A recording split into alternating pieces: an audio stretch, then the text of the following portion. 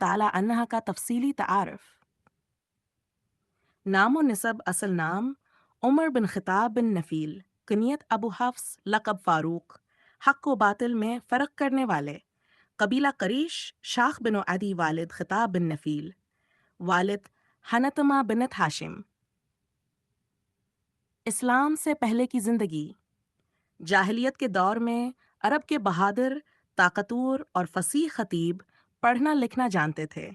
اس دور میں بہت کم لوگ جانتے تھے۔ نرمیاو اور سختی دونوں میں متوازن، اپنے قبیلے کے سفیر کے طور پر بھی مشہور تھے۔ اسلام قبول کرنا: ابتدا میں اسلام کے سخت دشمن نبی صلی اللہ علیہ وسلم کو قتل کرنے کا ارادہ کیا۔ راستے میں بہناو اور بہنوئی کو قرآن پڑھتے سنا، دل پر اثر ہوا، فوراً نبی صلی اللہ علیہ وسلم کی خدمت میں حاضر ہو کر اسلام قبول کر لیا۔ اسلام لانے کے بعد مسلمانوں کی کھلی عبادت کا آغاز ہوا۔ نبی صلی اللہ علیہ وسلم نے عمر کے اسلام لانے سے اسلام کو عزت ملی۔ لقب فاروق کا مطلب: فاروق کا مطلب ہے حق و باطل میں فرق کرنے والا۔ نبی صلی اللہ علیہ وسلم نے انہیں یہ لقب دیا۔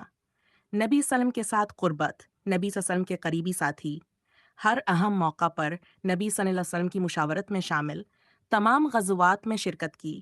حضرت حفصہ رضی اللہ عنہا حضرت عمر کی بیٹی، نبی صلی اللہ علیہ وسلم کی زوجہ محترمہ تھیں۔ خلیفہ بننا: حضرت ابو بکر صدیق کی وفات کے بعد دوسرے خلیفہ بنے۔ خلافت کا دور: 10 سال 6 ماہ 6 کا عیسوی، بہت منظم، عادل اور سخت غیر حکمران۔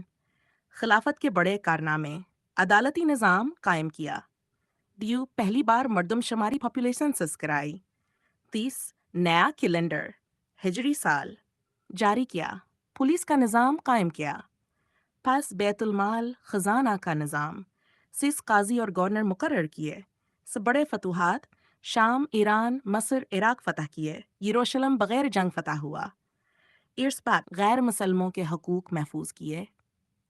اخلاق و صفات: سخت مزاج لیکن بہت انصاف پسند، بہت سادہ زندگی، خود محاسبہ کرنے والے، راتوں کو گشت کرتے، عوام کی حالت خود دیکھتے۔ کہتے تھے فرات کے کنارے ایک کتابی بھوکا مر گیا تو عمر سے پوچھا جائے گا۔ وفات: 6 ذوالحجہ 21 ہجری کو ابو لولو مجوسی نے حملہ کیا، زخمی ہونے کے 3 دن بعد وفات، عمر 63 سال۔ تدفین: نبی اسلام اور حضرت ابو بکر کے پہلو میں۔ خلاصہ: حضرت عمر فاروق رضی اللہ عنہ اسلام کے عظیم ترین خلیفہ، نبی سلام کے خاص ساتھی اور عدل و انصاف کی روشن مثال تھے۔